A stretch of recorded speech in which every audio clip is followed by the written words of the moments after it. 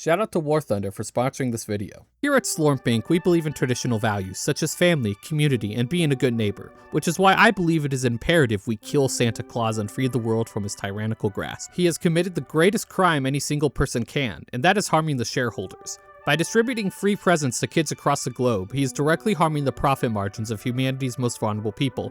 Corporations are losing out on money because he is giving away gifts for free instead of having people buy the gift. The shareholders are suffering. We must aid those in need of help, and in doing so rediscover the true meaning of Christmas. Thus, we must free the world of this scourge, and to do so, we must plan carefully. As we all know, Santa's powers come from the Christmas spirit and cheer. Normally, I would say we should weaken him by decreasing the world's belief in Christmas and Santa as a whole, but there is a problem. A world without Christmas spirit is a world without Christmas in general. If no one is festive or believes in Christmas, then no one will buy gifts on Christmas. We must eliminate Santa while maintaining the Christmas shopping season. So how do we defeat Santa without weakening him? If we don't lower Christmas spirit, then his power will be nigh unstoppable. The thing is, Santa's power is concentrated in the North Pole. The further he is from it, the weaker he is. There is no way we can take down Santa while he's at the North Pole. We also can't take him down if he knows we're coming. So our best bet is a surprise attack while Santa is in the far south. So we will strike while he is in Antarctica, the furthest he can possibly be from the North Pole. People in Antarctica celebrate Christmas and give gifts, so we know Santa will visit. This is also a great time to mount such an operation. Christmas is in the middle of Antarctica's summer season, meaning it's warmer with much calmer weather.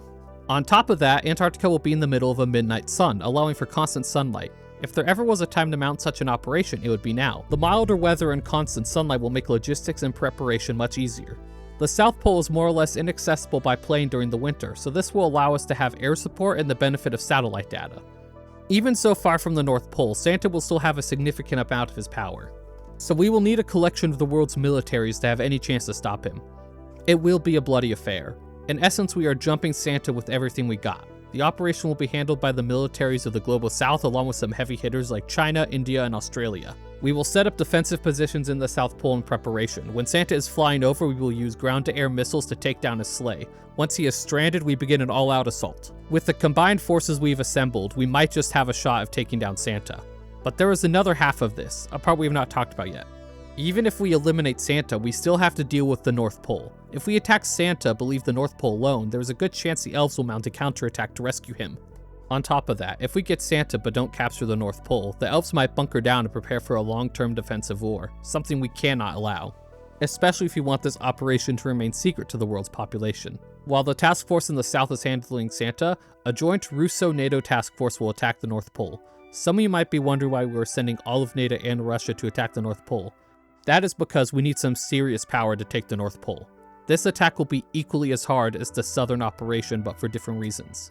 Instead of fighting one powerful individual, we will be attacking a dug-in enemy in less than ideal conditions. While the South Pole is experiencing summer and constant sun, the North Pole is stuck in eternal darkness. It's winter in the North Pole, so the sun is permanently set.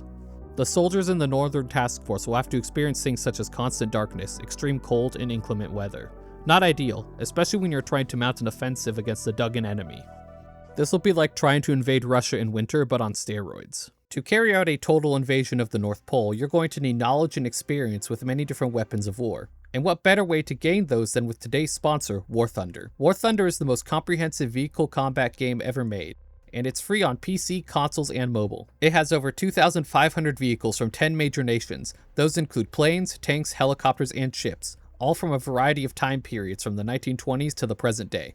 The game features incredibly detailed vehicles, which combined with realistic graphics and sound effects immerse you in intense combat. I personally love the game's damage model. Individual engines, weapons, and even crew members are modeled to recreate their real-world counterparts. Every time a vehicle is destroyed, you can review the damage X-ray view to see precisely where the shell penetrated and how the vehicle was destroyed. This simulation is accessible to every type of player through 3 different game modes: Arcade for fast-paced action, Simulator mode for ultimate realism, and Realistic mode, which strikes the perfect balance between the two. With using my links in the description or pinned comment, you can join War Thunder's community of over 95 million players in large-scale PvP battles on PC, console, or even mobile. Using the links will give new players or people who haven't played for 6 months on console or PC a massive pack containing the exclusive vehicle decorator Eagle of Valor, 100,000 Silver Lions, and 7 days of premium account. It's free and available for a limited time, so be sure to check it out. Thanks to War Thunder for the sponsorship, and now back to the video. We have to expect the North Pole to be well defended. Santa is a high-value target year-round, so expect the North Pole to be heavily defended. Elves will make up the majority of the North Pole's defenders, and they can wield Christmas magic, meaning that we don't fully know what they are capable of. Magic is already a very hard thing to fight with modern weapons, but on top of that, the elves themselves probably have access to modern weaponry and vehicles. The North Pole is essentially one giant factory designed around magically making toys and other items that people would want for Christmas, meaning that in the event of an invasion, they might be able to quickly switch production to weapons of war. They can create billions of toys in a single year. I have no doubt they'll be able to convert the North Pole to a wartime economy in record time and convert the factories from making toys to weapons of war.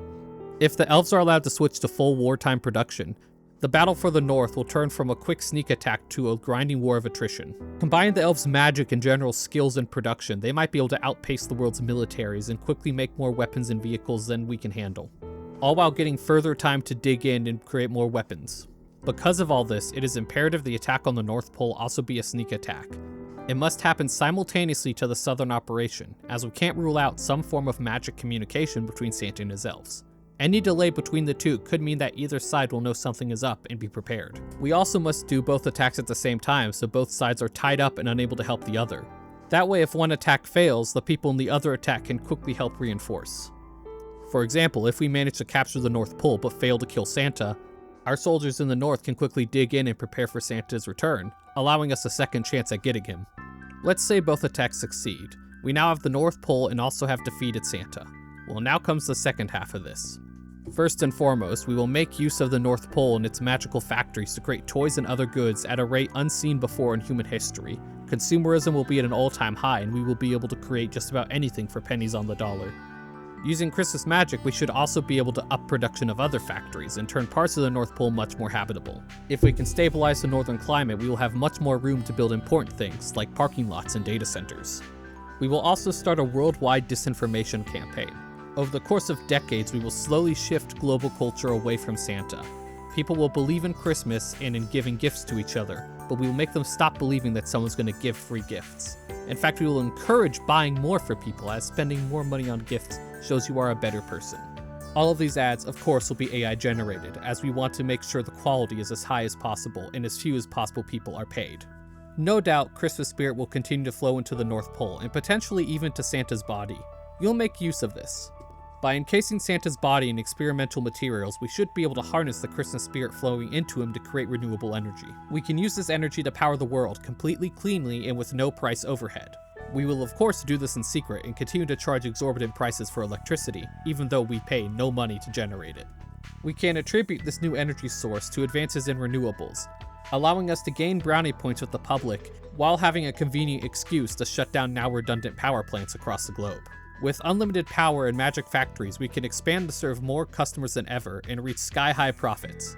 Using the aforementioned data centers, we can start to run a special AI that's designed specifically to maximize Christmas time profits and create more toys than ever. We will give it a directive to create as many presents as possible and try to drive down the price by any means necessary. Surely this will have no downsides. Don't forget about the War Thunders bonus pack. You can grab now by using my links in the pinned comment and description, which if you're new or haven't played in the last 6 months will include multiple premium vehicles, the Eagle of Valor vehicle decorator, 100,000 Silver Lions, and 7 days of premium account, available on PC and consoles and only for a limited time, so make sure to check it out. I hope you liked the video. I know it's a little different from what I normally make, but I thought it would be fun to do something like this and play it completely straight. Thanks for all the support. I can't wait to make more videos because I have fun doing it and you guys like watching them.